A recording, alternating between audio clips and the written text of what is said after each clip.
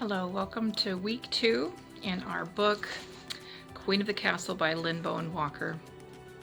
I'm going to apologize, I am a little late with uploading videos. I recorded those videos for the introduction and week 1 in December. However, my grandmother passed on January 2nd, so I'm a little bit behind. My grandmother, if you don't remember, had been living with us for 5.5 months. I was her caregiver, and I talked a little bit about that in week 1, and even in my intro about the blessing of being able to stay home and be a homemaker, and how I was able to open my home. So this last week has been, preparing funeral arrangements and such, and so even this video is late. I'm recording this Monday, which is part of why I don't have my hair done or makeup. Mondays I call my family blessing day. That's the day that I do deep cleaning the house. I do my husband's laundry as well as my own, and take care of grocery shopping or needs shopping, things of that nature, or at least get my lists together in case someone else wants to do that. So now delving into week 2, I just love this book. Like I said, I started looking at this book, I believe, over 10 years ago, and sometimes I couldn't do it weekly, but I have read every one of them at one point or another over these 10 years. So one of the things that that Lynn talks about is sometimes our public commitments really can interfere with our work, and our work as a homemaker, you have to just define what that means to you and your family. And so one of the things she talks about in here is, Sally teaches gourmet cooking classes twice a week, but at home her family is eating TV dinners. And so one of those ways that I was able to kind of, want to help minister to others, sometimes we'd make meals for families. And so what I would do is I would double batch cook whatever I was making. That way my family was eating a good meal that night, as well as the family we were providing for. Another thing that I would do is, if you ever had those leftover party plates from somehow I had this stack of that stuff. One thing after you've had a baby, or you've had someone pass in your family and you're dealing with emotions and all that stuff, one of the things you don't really want to do is you don't want to do dishes sometimes, or so easy cleanup is really nice. So when you're preparing a meal for somebody else, make sure you're bringing it in a disposable, or for me it was important to bring it in a disposable pan of sorts, so that they did not have to remember which casserole dish was mine.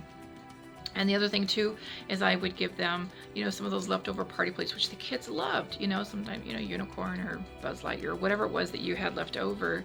And sometimes I even had the colored cutlery, pink or blue or whatever.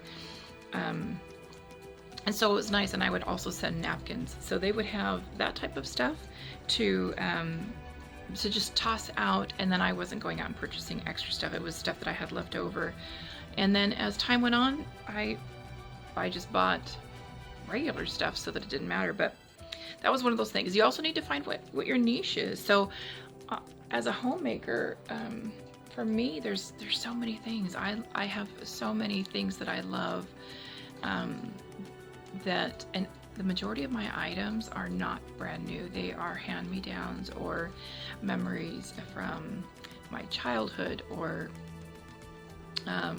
if you see the 2 pictures over here, those were from the church I grew up in. And when the English-speaking congregation closed the doors, there were hundreds of those pictures, and they're these beautiful, I don't know if they were chalk drawings, originally watercolor, I don't know, but they are beautiful. And they were used to tell stories, and I think some of them dated as to the 1930s. So I kept the ones I absolutely loved, and I framed them. And then sometimes they pop up in my decor as I swap out. The other thing too is, when someone has passed, or someone I love who is downsizing, wants to get rid of things, there are certain things I say, well, if they ask me, I'll say, yeah, I would love that. And I come from a very large family, and I have a lot of things that I love, and so what I do is I just decide which season that they're going to be out so that they can have a wonderful display. And I will add in my video of how we undecorated and redecorated this last week for Three Kings Day. So what is your spiritual gift? For me, it's tranquility in my home, and I was able to offer that for my grandmother. There were other family members that would have loved to have cared for her, but the atmosphere was maybe too loud or too active for her in her last days. So I was able to provide a quieter home with not as much bustle, and that was more her speed. So that was really nice. There was a pastor that came to mind, and I had to look it up because I couldn't remember. John Wesley, now he was born like in 1703, and his mother Susanna, she had 15 children. And she would interview each child singly one evening each week for the purpose of intensive spiritual instruction. And I think, wow. We did try to do that with our children, my husband and I both, and it's just so powerful. I when I think about Susanna, I'm just in awe, and it's one of those things I wish I could have done better, or that I was better at. But that was definitely a gift of hers, and that was incredible. But yeah, she was evangelizing in her own home and helping her children, and I just love that. And I didn't do terrible. I'm not saying I did, but you are immaculately unique, and that's what you need to remember. She writes in here, let me see if I can find the passage real quick. Okay, she says, so give it some thought. Ask God, what is your niche as a homemaker? How should your home be unique as a result? And dwell on that wonder. Just as each person's thumbprint carries swirlies and whirlies unique to its owner, so our homes carry one-of-a-kind impressions simply because our touch leaves an imprint that no one else can duplicate. So this week, there's lots of different things I'm going to be working on. I'm going to be doing some memorial prep for my grandmother, which also means I'll be sorting some of her items. If there's other things that I can think of that that might be a fun little thing to add to the video, I will do that. But one of the things as I was going through this, thinking about that, what makes you unique, one of those terms that came to my mind that we have heard, keeping up with the Joneses. And I don't hear that so much today. I know there's a show, or there was a show on TV for a while with a famous family that used part of that phrase. But keeping up with the Joneses, it means to, I had to look this up because I'm like, how would you define that? It means to show one is as good as another. And we can do this with our possessions, or where we shop, or how our home looks. And I just want to go back to that. We are each unique, and your home doesn't need to look like my home, and my home doesn't need to look like your home. You have to decide what works for you.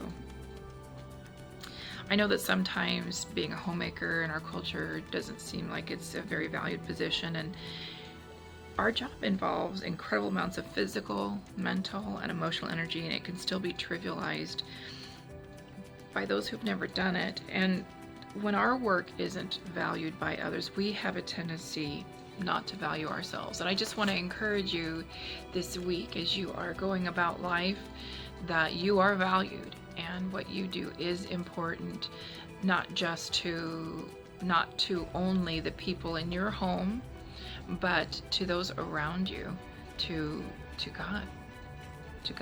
You are absolutely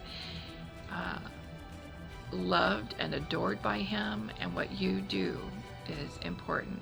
So I just want to encourage you this week, and I will upload this today. It's Monday. Again, I know it's a day late. My apologies. I know you understand. It's part of the life of a homemaker. We have a lot of hats that we wear, and we're doing the best we can. So I may share with you next week, like my, kind of what I have decided for myself. I don't like to clean every day. So that's why I do my family blessing day on Monday, And I'll probably share that a little bit more with you next week. Thank you so much and have a blessed week.